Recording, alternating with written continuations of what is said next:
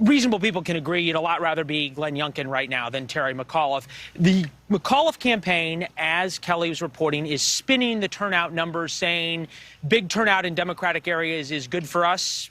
All right, fair spin? Somewhat. So as you mentioned, this is a state that went for Biden by 10 points. So the closer turnout looks to the 2020 election, the better news you would think it is for Democrats. But that assumes that everyone who voted for Biden is also voting for Terry McAuliffe. And that seems to be what the McAuliffe campaign is saying.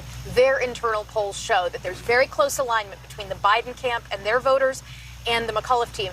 But the Youngkin team thinks that they're getting a lot of spillover. Folks that maybe they weren't as interested in voting for Donald Trump. They maybe cast a ballot for Biden. But for them, issues like what's happening in their local schools and what's happening with the economy are overriding normal partisan concerns.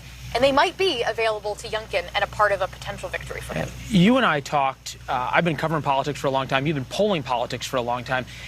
Cannot think of a statewide race where education was the number one issue. Now, education's obviously become a proxy for so many other things, critical race theory, transgender bathrooms, and the like. But you think about two of the big swing counties, not really swing counties, but suburban counties where that matters, Loudoun County and Henrico County, both suburbs, one of Richmond, one of Washington, D.C., both places that President Biden won by 30 points. Does Youngkin need to win those or just get closer?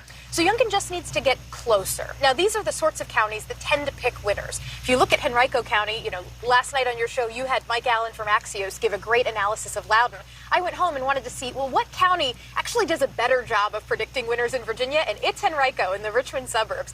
But here's the deal. Youngkin doesn't actually need to take this Biden 2-to-1 margin type county and make it red. He just needs to hold it a little bit closer. He could break Henrico County's winning streak if he wins tonight. All right, Kristen Soltis Anderson, thank you very much. We appreciate it. We're going to keep that map up and talk about it for just a minute here. Kristen, thank you very much. Glenn Youngkin worked a tight... Thanks for watching. Click the red subscribe button below so you can get more of NewsNation's fact-driven, unbiased coverage.